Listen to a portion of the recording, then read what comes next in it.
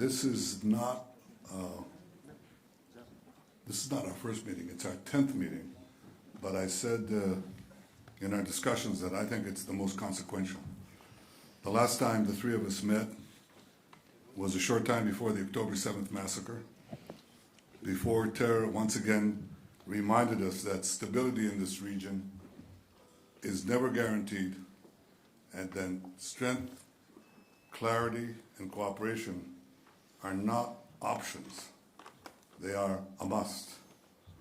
The Middle East and the Eastern Mediterranean are being tested by aggression, terrorism, and instability.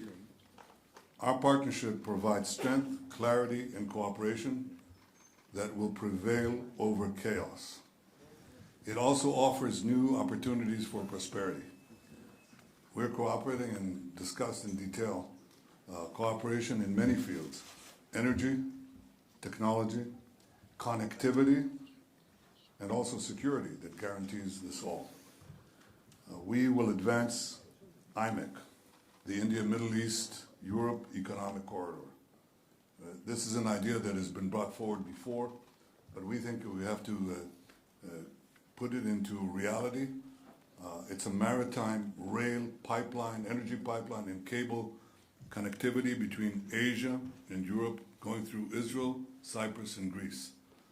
And as part of this effort, we are advancing the Great Sea Connector that will enable electric energy cooperation between our three countries and Europe and the Arabian Peninsula, and ultimately you can connect it to Asia as well. So this is a big thing, and in many ways it's the skeleton of the IMEC corridor. So we discussed practically how to move this forward, and we intend to advance it. I'll also discuss it in my upcoming meeting with President Trump in the United States. We agreed to deepen cooperation in artificial intelligence and cybersecurity, advanced research. Israel is already a global technology leader, and together with Greece and Cyprus, we will shape the region's future in cutting-edge new technologies. I want to tell you that a lot is going on right now. Israeli companies, high-tech companies, are flocking to Cyprus and to Greece. It basically says that they believe in the economic management. We're not jealous. We believe in competition. There are, 137 flights a week? 186. 186 flights a week between Israel and Cyprus. It's unbelievable. Just compute that, how many flights a day. And I don't know of many Israeli investors who have not visited Greece or are not investing in Greece. Increasing amount are growing there. And again, I think this is a sign of the dynamism of our economies. Israel's economy, which has been rated third by The Economist as the most vibrant economy on the planet, third most vibrant economy on the planet. I think we were shortchanged, but that's all right. But I believe that there's dynamism here. There is, at once, great opportunity, but also great challenges, and we recognize them. We affirmed our commitment to expanding the Abraham Accords, to widening the circle of cooperation between Israel and the Arab world. We also expressed support for Lebanon's sovereignty and for a future in which legitimate state institutions hold authority and military power, and not terrorist militias. We agreed today to deepen our security and defense cooperation. The threats we face are real. Together, we're defending not only our own nations, but vital sea lanes and critical infrastructure that the global economy depends on. I cannot skip the opportunity to call for the immediate return of Rani Gvili, the Israeli hostage that is still held by Hamas. This is contrary to the laws of war, and this is something that has to be completed. But we are, in general, fighting a battle for an orderly future of states that wants to seize the future against those forces who want to drag us back to a dark medieval past that has nothing to do with modernity and nothing to do with progress. Now, Israel, Greece, and Cyprus are three ancient countries with ancient peoples. Jerusalem and Athens are the foundations of Western civilization, and in Cyprus, both cultures flourished. So you have to go to the Western Wall in Jerusalem, or you go to the Acropolis in Athens, or you go to the incredible historic museum in Nicosia, which I did, and you see the glory of our past. So all three of us are very proud of our history in our ancestral homelands as we seize the future. Now, it is true that all of our countries were conquered in the past by a succession of empires. But through courage and sacrifice, we achieved our independence in modern times. Greece, 195 years ago, Israel, 78 years ago, Cyprus, 65 years ago. To those who fantasize they can reestablish their empires and their dominion over our lands, I say, forget it. It's not going to happen. Don't even think about it. We are committed and able to defend ourselves, and our cooperation further enhances that capability. Together, we three genuine democracies in the Eastern Mediterranean shall advance security, prosperity, and liberty. With God's help, we will bring a brighter and safer future to our nations and to the entire region. Together, we'll bring stability through strength, prosperity through strength, and most important, peace through strength. I wish you all happy holidays. Thank you. Dear Benjamin, dear Kyriakos, on this final day of Hanukkah, allow me to start by conveying my warm wishes to Jewish communities around the world. Regrettably, the first day of Hanukkah was marked by a horrific anti-Semitic attack in Australia. So I would like to stress once again that we stand in solidarity with all those affected and reaffirm our unwavering commitment to fighting anti-Semitism. Dear friends, today, during our deliberations, we reaffirm the strategic nature of our alliance anchored in shared values, common interests, and converging objectives, driven by a vision for regional integration, prosperity, stability, and of course, security. And I have to say that our trilateral format has further matured and deepened our cooperation in a broad range of sectors, including energy and interconnectivity, of course, security and defense, maritime cooperation, crisis preparedness and civil protection, innovation and security, as well as people-to-people contacts. The Prime Minister very correctly mentioned the 186 flights that we have every week during summertime from Israel. I'm also particularly pleased today for the revived trilateral secretariat in Cyprus, in Nicosia, which now provides an institutional framework for task forces, working groups, and finalization and implementation of pending agreements. With regard to the situation in Gaza, we also reiterate our unwavering support for President Trump's 20-point plan and the full implementation of the United Nations Security Council Resolution 2803.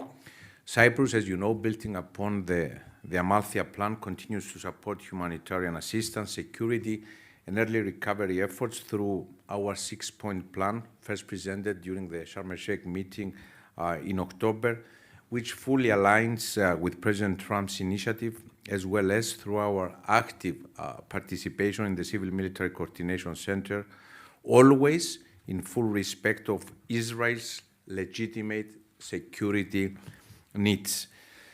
Energy and connectivity were also central during today's discussions. We reaffirmed the strategic importance of the Great Sea Interconnector and broader electricity and energy connectivity projects, notably IMEC, to which Cyprus, Greece, and Israel serve as its Mediterranean link, offering a southeastern gateway connecting Europe with the Middle East and beyond. These initiatives strengthen our trilateral but also our regional cooperation, support diversification, and also enhance regional resilience, fully aligned with our shared objective of secure, sustainable, and interconnected energy markets. On maritime security, we stress our commitment to strengthening cooperation to safeguard sea lanes and critical infrastructure, and welcome the establishment of the Trilateral Maritime Cybersecurity Center of Excellence in Cyprus to be inaugurated in 2026. At the same time, we underline the added value of the 3+1 format with the United States, which amplifies our trilateral cooperation and aligns with the wider regional architecture. This format has proven to be a credible model for advancing stability, connectivity, and strategic cooperation, and we are committed to further reinforcing it. In the same vein, we discuss defense and security cooperation. We can do much more, and we'll do so.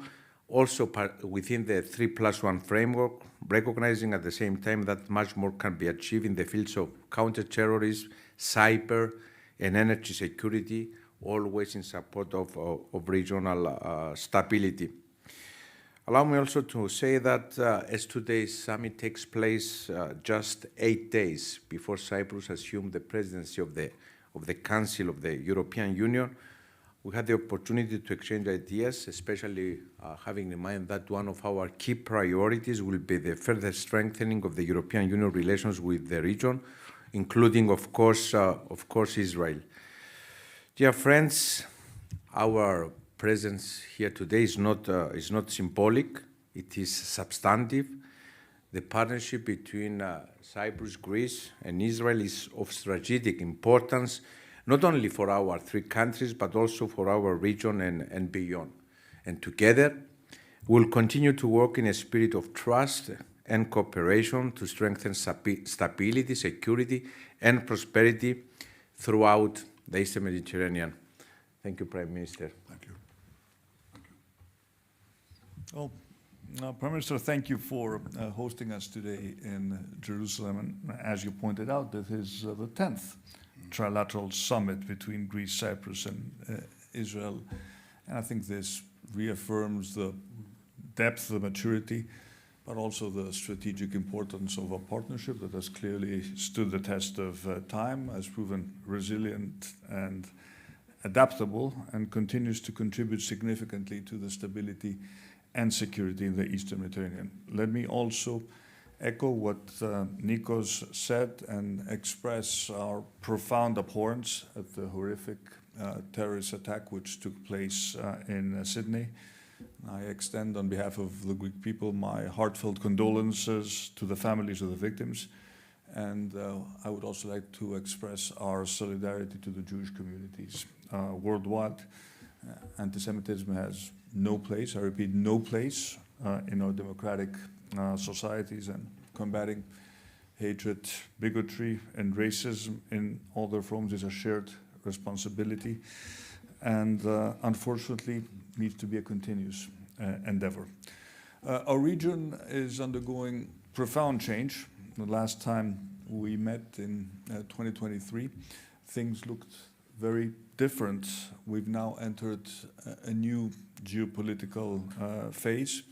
This creates some serious risks, but I believe it also creates a window of opportunity to shape a regional security architecture that can deliver peace and prosperity. And I think in this context, our trilateral cooperation carries an even greater strategic weight. It should always be anchored in international law, guided by good neighborly principles, but this cooperation between our coastal states, three strong, thriving democracies, I think we can generate opportunities that advance the prosperity not only of our people, but also of the people in the Eastern Mediterranean in general. We spoke about the way forward in Gaza. Let me also echo what the Prime Minister said, the call for the last remaining victim from the October 7th massacre to be returned to Israel.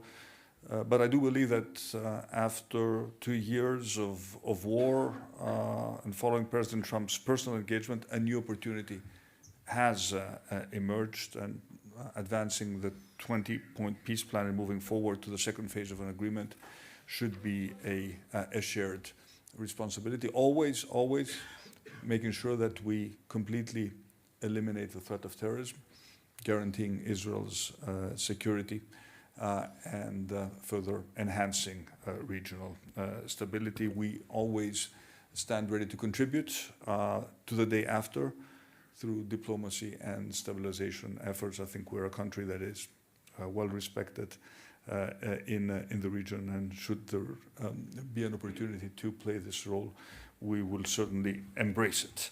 We discussed the broader regional developments. I think we reaffirmed our commitment to the political stability of Lebanon, supporting the country's sovereignty, its territorial integrity. The support that we provide as Greece to the Lebanese armed forces is important, ensuring state control and monopoly on arms throughout the country, I think, is a shared priority for all three of our countries.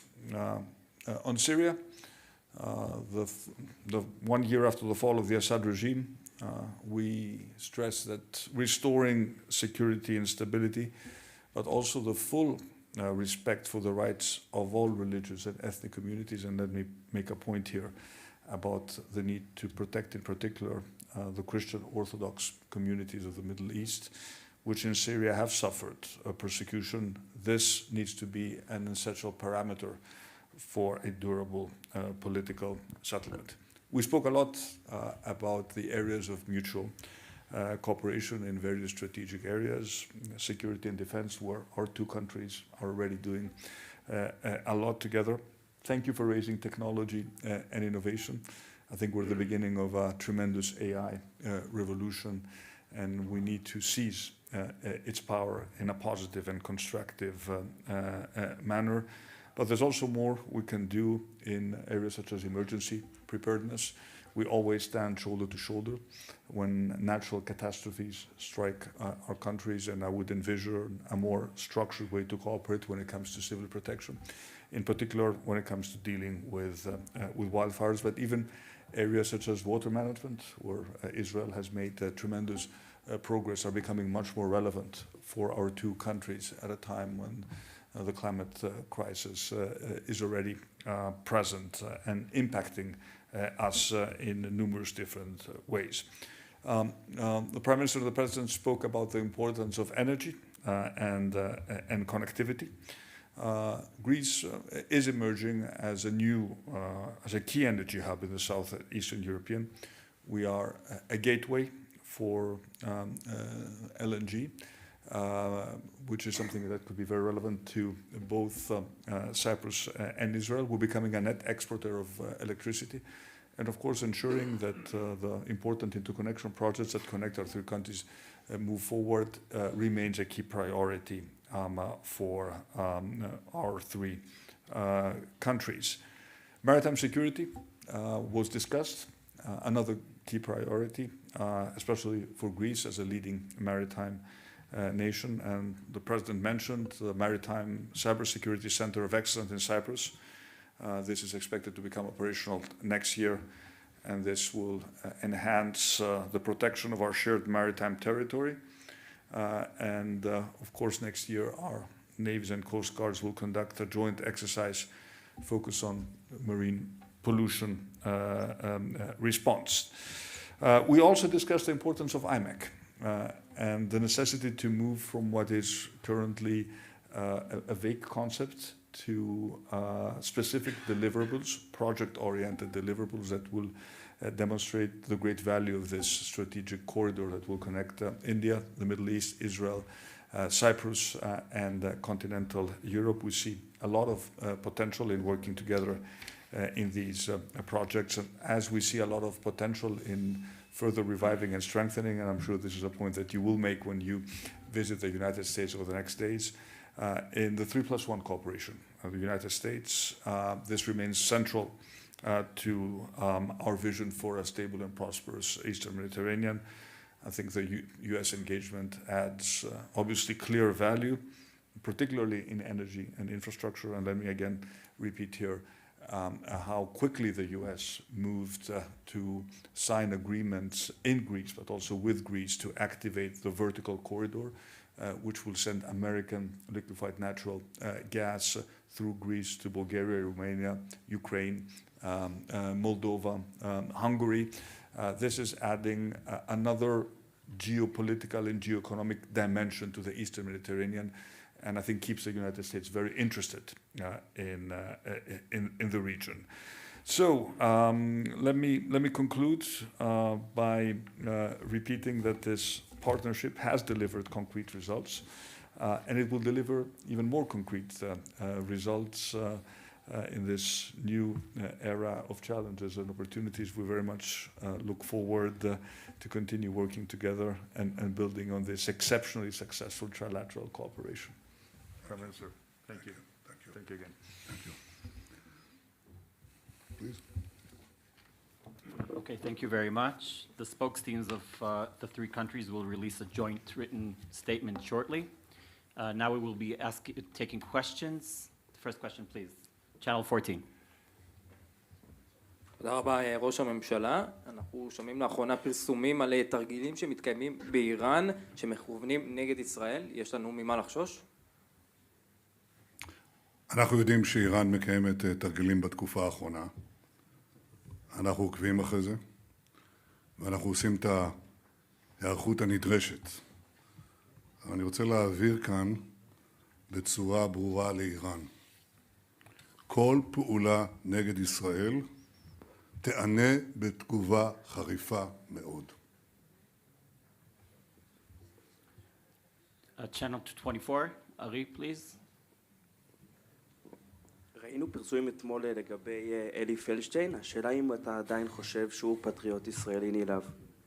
אני לא רוצה להתייחס כאן לדברים, אני חושב שכבר הוכח במקרה של יונתן אוריך, שבית המשפט אמר שהכל, בעצם הכל פייק.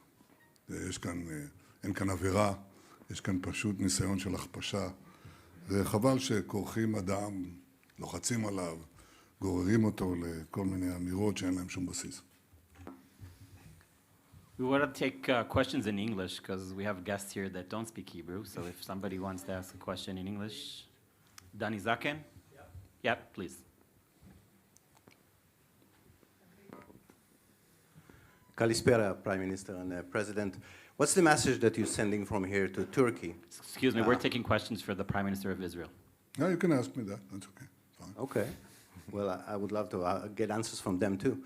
And for you, Mr. President, Mr. Prime Minister, about Iran, what do you expect President Trump to join Israel, to help Israel, to what cooperation do you expect from your meeting with President Trump regarding Iran?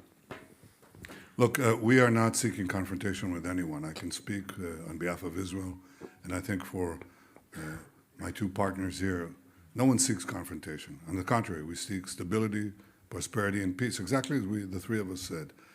Obviously, we are committed to defending each one of our countries, but also defending maritime lanes and other things that are shared in common and that go under international norms. I think that is obvious. So I would say this is a coalition for these norms and for that stability. And we hope that it won't be tested. That's all I can tell you. As far as Iran is concerned, look, we had great achievements in Lionheart operation and the 12-day war with Iran. And our basic expectations from Iran have not changed. The level of enrichment and other activities, the ending of the proxy wars against us, that has not changed. And I don't think it's changed I know it's not changed on the American position. So obviously it will be an item in our discussions, but I have to tell you that I think the focus will be on Gaza, the next stage, and on other issues that engage us from the other H's. We have Hamas, but we also have Hezbollah, and our desire to see a stable and sovereign Lebanon, and of course the Houthis as well that are blocking international shipping that affects Greece, affects Cyprus, and affects us as well. Okay, due to lack of time, we're taking one more question, and that's it. Channel 12, please. Karen Betzalel. Thank you, Prime Minister. You chaired today the meeting that determined the mandate and the scope for the Governmental Investigative Committee. How is it possible when you are going to be one of the person that will be maybe the main investigator? And what is the message to the families who have lost everything? What is your message to them that they are saying it can't be? And if I may ask the guest? No. No. They both. Yeah, I think we all have to give answers, and I said that I suggested that the way that we address this question of investigating what happened on October 7th is the same way that the United States investigated the question of what happened on September 11th, okay? This was the greatest tragedy that befell Israel in our modern history, and this is the greatest tragedy that befell America on its greatest tragedy, okay? In their history, actually, their total history.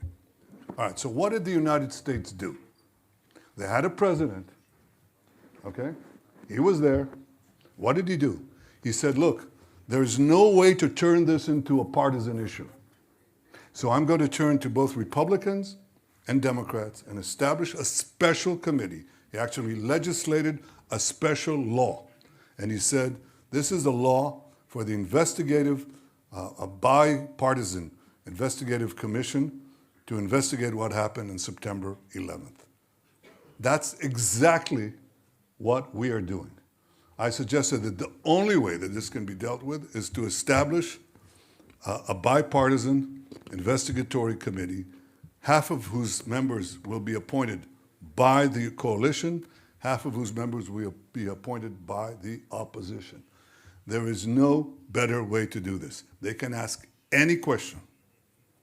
They can raise any subject. They can question anyone they want, including me. But that is the only way that you're going to get to the airing of the truth. Everybody, how can people refuse that? How can they possibly refuse that? I didn't hear when President Bush put forward this idea of a bipartisan investigative committee, a special committee. Nobody said, well, it's service of the politicians. It's not. It wasn't. And its acceptance, or I'd rather say its conclusions, were accepted very broadly by the American people. I think that's what we have to do here. So if you strip away all the political agendas, or in fact, keep them. One side will raise their political agenda, the other side will raise their political agenda, the truth will come out. Now, do you want me to repeat that in Hebrew? No. I know you don't. No, that's it. I'm sorry, we're not taking any more questions. Yeah. I want to thank our great guests. Thank you very much, and see you again in Jerusalem. Yeah, next year in Jerusalem, unless we have a fundamental change of this absurdity of the ICC. Thank you.